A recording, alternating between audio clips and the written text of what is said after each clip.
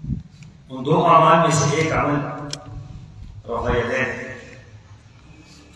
رفع یدین کہتے ہیں دونوں ہاتھوں کو اٹھانا کانوں کی لو تک یا کندھوں تک، اور پھر اس پر جو تقریباً سب کا اتفاق ہے کہ تکبیر تحریمہ کے وقت ہاتھوں کو اٹھانا چاہیے، لیکن رکوع میں جاتے ہوئے رکوع سے سر اٹھاتے ہوئے بعض لوگ اس کو جائز نہیں سمجھتے۔ لیکن ذخیرہ حدیث میں بڑی دلچسپ بات یہ ہے کہ ذخیرہ حدیث میں جہاں بھی تکبیر تحریمہ کا ہاتھ اٹھانے کا ذکر ہے، وہیں رکوع میں جاتے ہوئے رکوع سے سر اٹھاتے ہوئے رفع یدین کا ذکر ہے۔ اب حدیث کا ایک حصہ تسلیم کر لیا گیا، ایک حصہ چھوڑ دیا گیا۔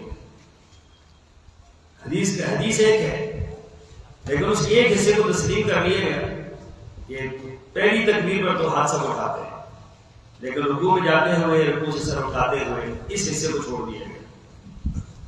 دوسری بات یہ ہے کہ یہ وہ سنت ہے مبارک کہ جس کے بارے میں محدثین یہ بات کہتے ہیں کہ یہ حدیث تواتر سے ثابت ہے، یہ عمل تواتر سے ثابت ہے۔ تواتر کہتے ہیں ایسے عمل کو کہ ہر دور کے اندر کثیر تعداد لوگوں کی اس کو روایت کرتی ہے، جس کا انکار ممکن نہیں۔ اگر تواتر کی عملی چیز آپ نے دیکھنی ہے تو تواتر جو ہے یہ قرآن پاک کی آیات کی تواتر ہے، قرآن پاک کی آیات کی تواتر کہلاتی ہے۔ تو یہ جو رفع یدین کرنے کی حدیث ہے یہ تواتر ہے، یعنی اتنے زیادہ لوگوں نے اس حدیث کو روایت کیا ہے کہ ممکن انکار کی گنجائش ہی کوئی نہیں کہ اس عمل کا انکار کیا جائے۔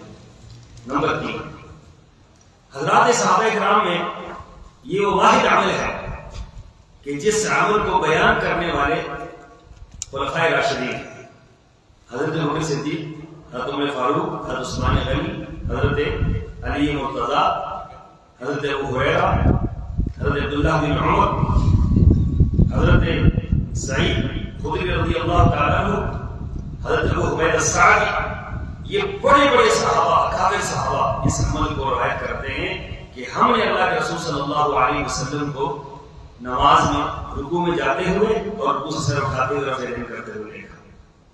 اور ایک عجیب روایت وائل بن حجر کی روایت ہے، یہ یمن کے شہزادے تھے، اللہ کے رسول صلی اللہ علیہ وسلم کے پاس آئے اور فرماتے ہیں کہ میں پہلی مرتبہ اسلام قبول کرنے کے لیے اسلام قبول کرنے چلے گئے، 9 مہینے کے بعد سردیوں کے موسم میں آئے اور فرماتے ہیں کہ اب میرا آنے کا جو مقصد تھا وہ صرف نماز سیکھنا، کہ میں نماز سیکھوں گا آپ سے۔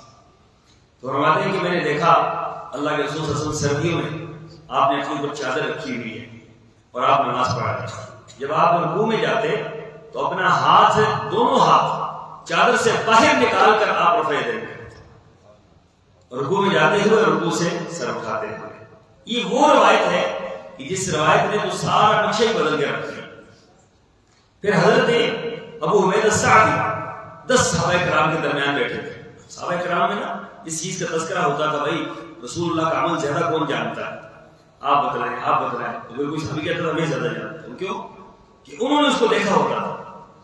تو 10 صحابہ میں انہوں نے کہا کہ انا اعلم، میں تم میں سے سب سے زیادہ رسول اللہ کی نماز کو جانتا ہوں۔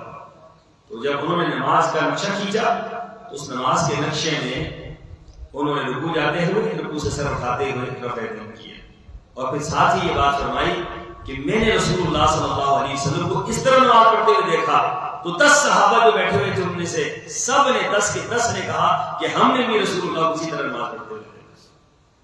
سمجھنے محترم بڑی عظیم روایت ہے اور بہت بڑے عظیم عمل ہے، اور اس عمل میں کوئی رکاوٹ نہیں، اس کی مد مقابل کوئی روایت نہیں۔ ذخیرہ حدیث میں کوئی ایک روایت ایسی نہیں ہے کہ یہ صحیح ملتا ہو کہ رفع یدین نہیں کرنا چاہیے۔ صرف کچھ باتیں ہیں جو لوگوں نے اپنی طرف سے بنا لی، ان میں سے ایک بات معروف یہ ہے کہ لوگ بت رکھتے تھے، نعوذ باللہ من ذالک۔ یہ روایتیں کس سے ہیں اور بت رکھنے کی روایت کیسی عجیب و غریب ہے؟ یہ روایت ابوبکر صدیق سے ہے، روایت عمر فاروق سے ہے، عثمان غنی سے ہے، عشرہ مبشرہ سے ہے۔ تو اس میں بت والا تصور کہاں سے آ گیا؟ اور دوسری بات یہ ہے کہ گھوڑے کے لوگوں کی طرح ہاتھ لانے سے رسول اللہ صلی اللہ علیہ وسلم نے منع کیا ہے۔ وہ روایت تو سلام کی روایت ہے، اس سلام کے وقت صحابہ کرام رضوان اللہ علیہم اجمعین، صحیح مسلم کی روایت ہے، امام مسلم رحمہ اللہ، امام نووی رحمہ اللہ نے باب باندھا کہ سلام کے وقت ہاتھوں کو ہلانا، اشارہ کرنا، اس سے منع کیا اللہ کے رسول صلی اللہ علیہ وسلم. تو سلام کرتے ہیں اشارہ کرتے ہیں، السلام علیکم ورحمۃ اللہ، السلام علیکم ورحمۃ اللہ. تو اس سے اللہ کے رسول صلی اللہ علیہ وسلم نے منع فرما دیا کہ اس طرح نہ کرو، اس کو فی الصلاۃ بعد میں سکون اختیار کرو.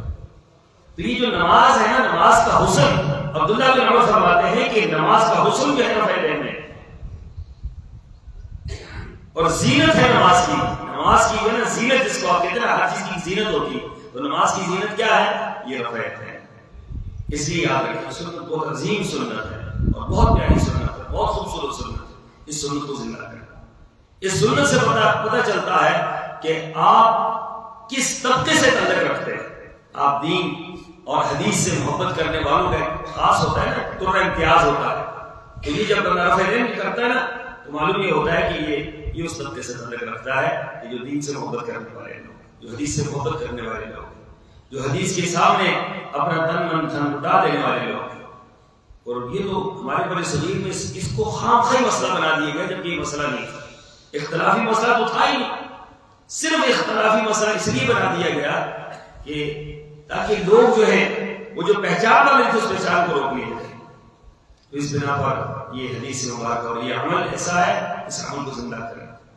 اس عمل کو زندہ کرنے کی ضرورت ہے. رسول اللہ صلی اللہ علیہ وسلم نے فرمایا بعض اعمال ایسے ہوں گے کہ جن اعمال کو لوگوں نے چھوڑ دیا ہوگا اور کوئی شخص اللہ کو اس کو زندہ کرے گا، اور پھر اس کے بعد جتنے لوگ اس عمل کو دیکھ کر عمل کریں گے تو اللہ تعالیٰ جہاں عمل کرنے والے کو اجر دے گا، وہاں ان سب لوگوں کو اجر دے گا جو اس کے اس عمل کی وجہ سے عمل کرتے ہیں. اور دوسرا عمل آمین ہے. نماز کے اندر آمین، یہ جو لفظ ہے نا آمین، آمین کا مطلب کیا ہے؟ اللہ قبول فرما. جو میں نے دعا کی اس کو کیا کر دے؟ قبول کر. اس میں کوئی اختلاف ہو سکتا ہے کیا؟ اس میں کوئی لفظ میں اختلاف ہو سکتا ہے کہ اللہ میں دعا کر رہا ہوں آپ قبول کر لیں؟ اس میں تو کوئی اختلاف کی گنجائش نہیں. لیکن اس میں بھی بعض حضرات کا اس میں اختلاف رہا، اور رسول اللہ صلی اللہ علیہ وسلم کی اتنی واضح روایت، کوئی حدیث کی کتاب ایسی نہیں ہے جو کتاب حدیث کی ہو اور اس کے اندر آمین کا تذکرہ. رسول اللہ صلی اللہ علیہ وسلم نے فرمایا اذا آمن الامام فآمین، جب امام آمین کہے تم بھی کیا کہو؟ آمین کہو. کیوں؟ اس کی وجہ کیا ہے؟ فمن وافق تعمینہ تعمین الملائکہ غفر له ما تقدم من ذنبہ. فرمایا تم آمین کہتے ہو، اللہ کے فرشتے بھی آمین کہتے ہیں. دو عمل میں فرشتے آپ کے ساتھ رہتے ہیں، ایک عمل آمین کا اور دوسرا عمل کل میں نے بیان کیا تھا. جی سب برابر کرنے کا. ماشاء اللہ. لیکن سب کو برابر کرتا ہے نہیں، یہ بات آپ کے سبھی سیدھی کرتے ہیں تو خیال میں رکھیں سب ماشاء اللہ یاد کیے ہو. تو وہ صفوں کو سیدھا کرنا یہ فرشتوں کا عمل ہے. فرشتے آپ کے ساتھ شامل ہوتے ہیں اور آمین کہنے میں فرشتے آپ کے ساتھ شامل ہوتے ہیں. فرمایا اللہ کے فرشتے بھی آمین کہتے ہو، تم بھی آمین کہو. فمن وافق تعمینہ تعمین الملائکہ غفر له ما تقدم من ذنبہ.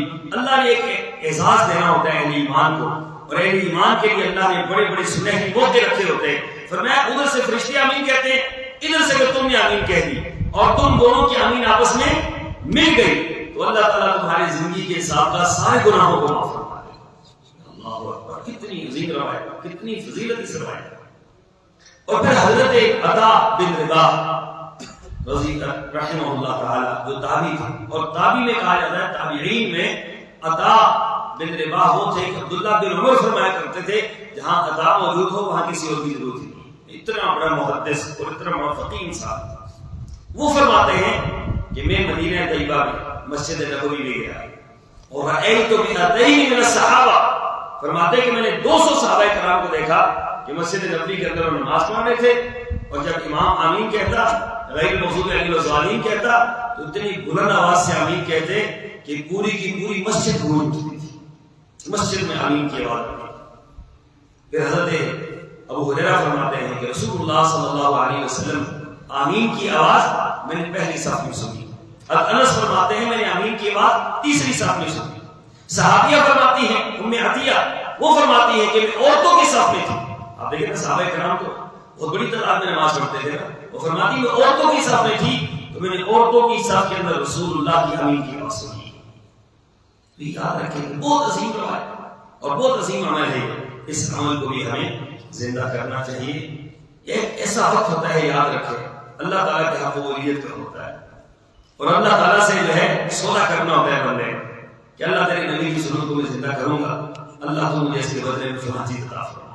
اور یقیناً رمضان مبارک کے اس مہینے میں ہمیں بعض کاموں کی نیت کر لینی چاہیے کہ یہ عمل میں نے اگر نہیں کیا تو آج کے بعد اس عمل کو میں نے کرنا ہے، اپنی زندگی کا حصہ بنانا ہے، تاکہ وہ فضیلتیں اور وہ مناقب اور وہ عظمتیں جو اللہ کے رسول صلی اللہ علیہ وسلم نے بیان فرمائی وہ ساری کی ساری ہمیں حاصل ہو سکے. اللہ تعالیٰ اس کی توفیق عطا فرمائے.